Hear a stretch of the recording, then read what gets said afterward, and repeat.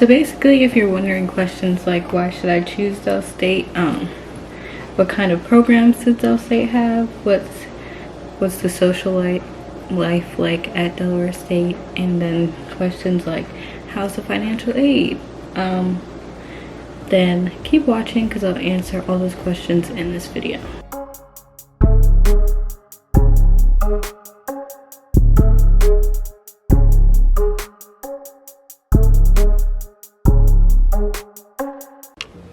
Hey guys, welcome back to my channel. It's Kayla Noel. So basically today I'm going to talk to you about Del State and eat my breakfast. I felt like the sit down videos are getting kind of boring, but I don't really do anything because school's over, but this was the best I can come up with. So, okay, so question one, why should you choose Del State? So basically I have a little pros and cons list. This is from my personal experience and what I've heard, so like it's not going to be 100% accurate. I mean, it is accurate, but for my life, not everybody's life. Shout out to Alicia for this cup. I'm gonna link her little shop in the description. But anyway, I don't know how to do this because I'm not like a eat talker, like when at like restaurants. I don't eat and talk,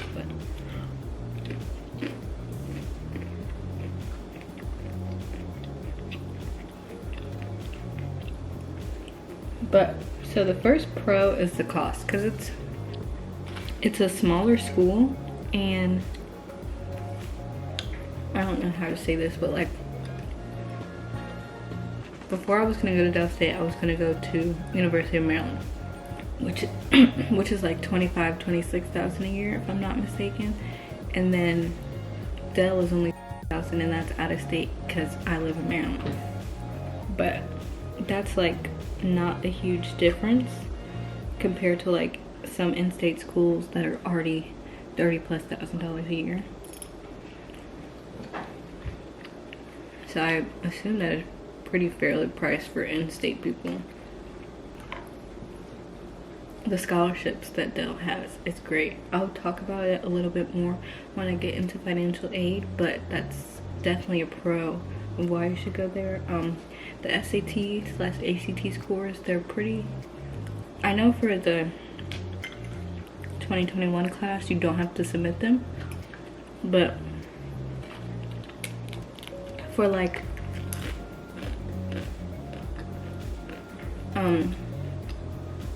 their scores that they accept are on the lower end anyway, so if you had a bad test score you can still get in and go to college at Del. I think their GPA is pretty good too.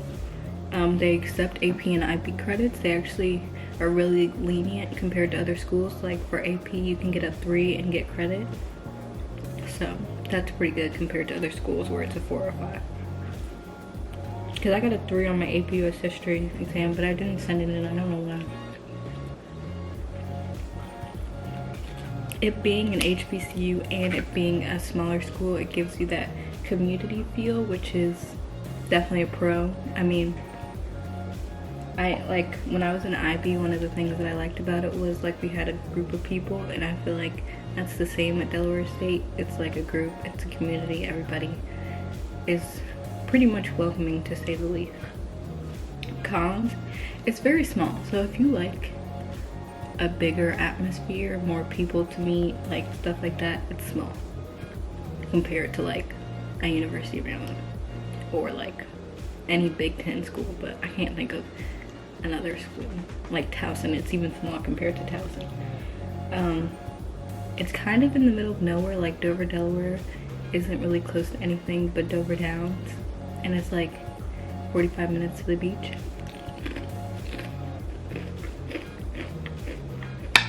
Which isn't bad, but like college kids can't drive. So, well, not can't, but most freshmen don't drive. While this is a pro also, this is also a con, but financial aid, because I will talk about this later, but just the way they handle things is a con, which is the stereotype for most HBCUs, which Del has proven to be true. So what kind of programs do they have? I think the most popular are business and communications, but I don't know. Because I heard about Dell maybe 2016, 2017. Well, I did a program called App Discovery in either 2016 or 2017. I'll insert a picture. But that's how I heard about Dell. So I know about Dell from their ag school, which is really popular because they're an 1890 school, which is one of the first ag structured colleges. Ag is agriculture, just in case that wasn't clear. Structured colleges. So I thought at first that it was popular for that, which it is because they have a scholarship dedicated to that, but that's not the point. So, but I'm pretty sure it's business and communications are the most popular, but their STEM majors are / natural resources, agriculture type majors are really popular too. I know a lot of bio and nursing majors. I also know a lot of criminal justice majors, but the majority are communications or some type of business management type thing. And I know that the business school just got like $1 million grant for African American males to like for a scholarship, I think. So that's also why I think it's one of the most popular, because they put the most money into it. But there's just a lot of scholarship opportunities in general. Like if you want me to talk more about the one that I have, mine is for agriculture majors, vet, pre-vet. I'm a natural resources, concentration environmental science, but like fishery management, stuff like that. Ag business, which is not technically under the business school, it's agriculture, but the business side of it, like making money off your farm, which is a full scholarship, room, board, tuition, fees, all that. So I can talk about that if you guys want, but that's an option that's unique to 1890 schools, which there's only about like 10 or 15. I got a question that asked about the music program, and I've only heard good things, but I don't know that many people in it. But I've only heard good things, so I'm pretty sure it's really nice. Like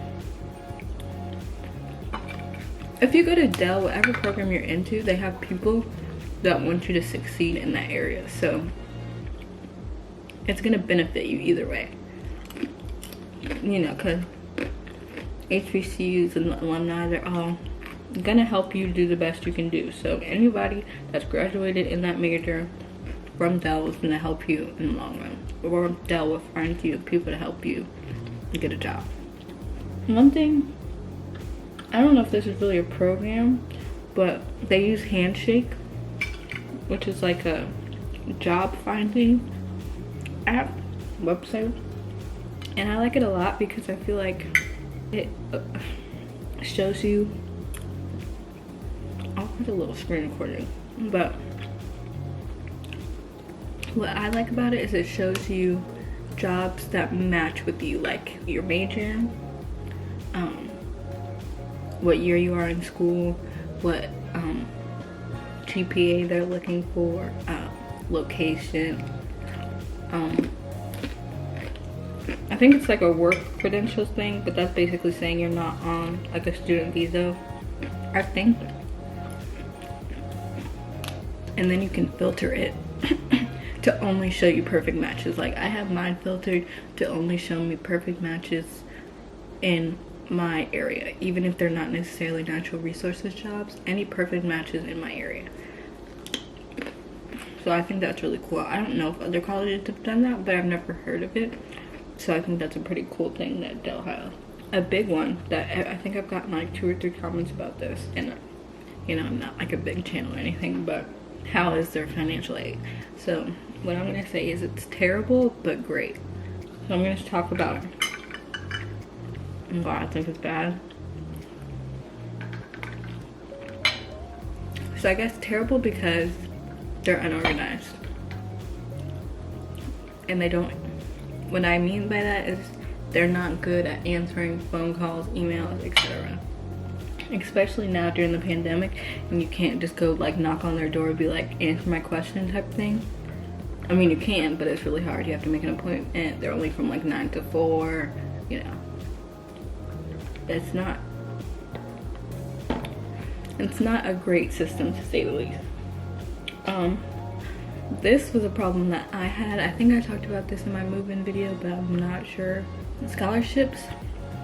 So I have an external, technically, even though it's from the College of Agriculture. It was initially an external scholarship from the USDA. I don't know if it still is.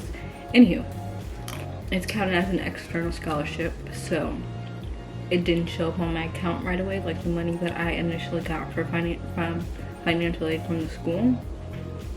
So I moved in, they were like, you haven't paid anything. And I'm like, of course not, because I have a scholarship. And I showed them my proof of my scholarship, and they were like, well, you have to pay a fee to move in. And I'm like, but why would I do that when my scholarship covers fees? And they were like, well, you have to. So we ended up paying $863 on the day I moved in, because they said I couldn't move in without paying this fee. However, shot. And I've heard about this other girl. She made a video. If I can find it, I'll link it. But she had the same problem where she couldn't move in because they wanted a whole stack of cash, and she didn't have that type of money. So she couldn't move in, which really sucks. Like, that's awful. So it's like not a personal thing. It happens to a lot of people. Some people can set up payment plans, but I didn't know if that was an option for me.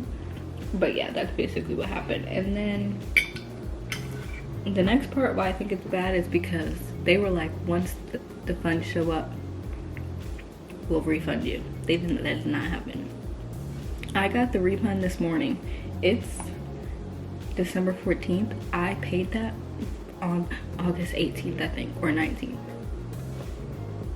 And the funds have been in my account this whole time. Like, I literally have a negative balance because I have a full ride scholarship, food, tuition, all that. And then I have a tuition scholarship from financial aid itself. So I have a negative balance, and I still wasn't getting a refund. I was like, make it make sense, baby. So I literally called them, their WebEx link, every other day until I got the refund, or until they told me that my refund was being processed, every other day, because that's what you have to do if you actually want answers from these people, which is extremely sad. Yeah, but I ended up getting it, so I guess. But if you needed that money sooner, it was gonna be a rough one, because the scholarship didn't even show up in my joint until midterms. And I'm like, but you know, at least it showed up, I guess. I'm gonna say the but great part was the money that they're willing to give you. My GPA was not amazing. It was pretty good. I had a 3.2, but you know, a lot of people in my class had 3.5s. I mean, I was an IB, so everybody pretty much had a high GPA. So like, say if one of my friends like that had like a 3.8 wanted to go, I had a 3.8 unweighted or weighted, and a 3.2 weighted, something like that. Maybe I had a 3.5, I don't know. But I got a full tuition scholarship that if I keep a 3.0 in college, it renews every 4 years. So that was just off me applying. I applied so early, like October, and I got a decision back early because they do rolling. They don't have like a deadline type thing. So that was cool. That was my first acceptance, I think. I didn't even think much of it because I wasn't planning to go there first. I just didn't know. I didn't think I was cut out for the HBCU vibe is what I'm gonna say. That's all I'm gonna say about that. So if you have a higher GPA and you like one of the programs that they'll have to offer, you're from Delaware, all that type of stuff, I would definitely recommend, because they will give you money. Okay, so how's social life? To be completely honest, I couldn't tell you. I am an introvert. I have really bad social anxiety, and because of that social anxiety, I have not developed the normal social skills. I can talk to adults, but kids my age make me super uncomfy. So I just don't do it. And socializing is a different experience for me. It takes longer. I only usually have 1 or 2 friends that I talk to all the time. Shout out to Kaylee and Sydney. And that's pretty much it. But one thing I did want to point out, because I think this is funny, and this is also like, I think this is a lot of HBCU things, because I know for a fact that it's a Howard thing, because I went on a visit there, like for lacrosse. Never talking about this, but there was like, no exaggeration, like a 5-to-1 girl to boy ratio. So if you're going to college looking for love, don't go to Del State. That's all I have to tell you. But the fact that I made friends and I have all those social problems shows you that if you're an extrovert, you can definitely make friends. Join a club, join an association. Like, I'm even the miss of my dorm. Like, I'm Miss Towers. So I did that purely to step out of my comfort zone. I want to be involved, but I don't know how to be involved on my own. So, you know, applying for this and like becoming Miss Towers means I have certain responsibilities that make me more social. You know what I mean? So there's that. I'm pretty much done with my food. So yeah, social life, I'm gonna say, is what you make of it, and I think that's for a lot of situations. But yeah, it's basically what you make of it. So the lighting in here is really bad, but it's because it's literally dark outside because it's raining. So you're just gonna have to live with me being orange. Yeah, that was a side note. But anyway, so the last question, probably the most wondered, I would say, is how do I like Del State and would I recommend it to a friend? Let's talk about what I recommended. Yes, if you want to go to an HBCU, I think it's a great HBCU. I think if you're from Delaware, you definitely should go because they have the Hope Scholarship, which I'm pretty sure is a significant amount of your cost that they pay for because you're an in-state student. So, and you have lesser tuition because you're in-state. So definitely if you're from Delaware. And they also have this other program, I cannot think of the name, but it's like if you're from New York or something, or maybe it's from DC. It's from, if you're from DC and you go to a DC county, I don't know what the county is called, school, they have a scholarship for you. I feel like for me, the reason I was looking at Dell other than ag was to play lacrosse, and I could have been on the lacrosse team. That's a long story, I can explain that in another video. All my friends are athletes, but that's what I meant. So if you have questions about sports, I can get those answered for you.